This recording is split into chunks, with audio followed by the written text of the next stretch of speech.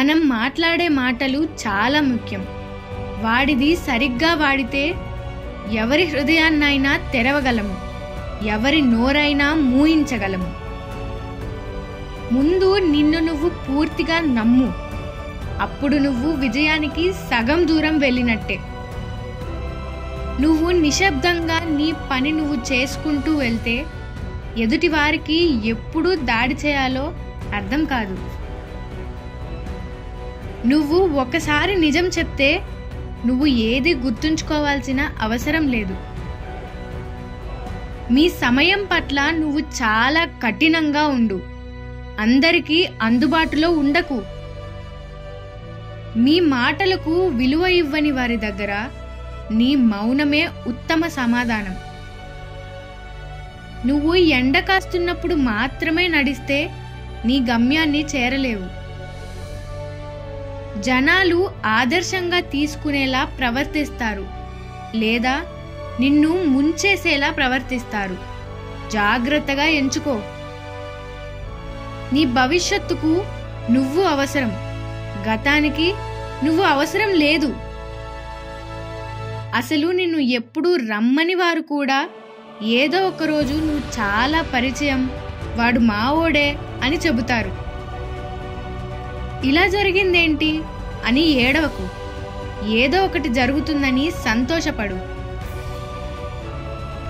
ఒకే గోతిలో 2 సార్లు ఎప్పుడూ పడకు. జీవితం అనేది తుఫాను వచ్చి వెళ్ళేదాకా వేచి చూడడం కాదు, మూలలో కూడా డాన్స్ ఎలా వేయాలో నేర్చుకోవడం లాంటిది. తప్పులు చేయడం వలన ఇవాళ బానే ఉన్నా కూడా రేపు కఠినంగా ఉంటుంది. క్రమశిక్షణ వల్ల మాత్రం ఇవాళ కఠినంగా ఉన్నా కూడా రేపు మాత్రం బాగుంటుంది. నువ్వు బతికి ఉన్నంత కాలం ఏ కష్టం వచ్చినా కూడా అది శాశ్వతం కాదు. నీ కష్టాలు, బాధలు అన్నీ కూడా నీ కథలో ఒక భాగమే. ఒక్కోసారి ఒంటరిగా ఉండడం నీ మనసుకు నువ్వు అందించే మంచి ధైర్యం.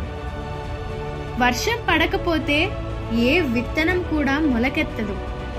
నీ జీవితంలోకి కూడా తుఫాను రానివ్వాలి అప్పుడప్పుడు. కొన్ని సంవత్సరాలు అన్ని త్యాగాలు చేసి కష్టపడితే తరువాత జీవితాంతం సంతోషంగా ఉండగలవు. ఓపికగా ఉండు. అన్ని విషయాలు ముందు కఠినంగా ఉంటాయి, తరువాత సులువుగా మారుతాయి. కఠిన నిర్ణయాలు కోపంలో ఉన్నప్పుడు ఎప్పుడూ తీసుకోవద్దు.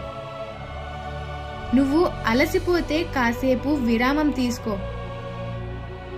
ఆటో నుండి మాత్రం తప్పుకోకు.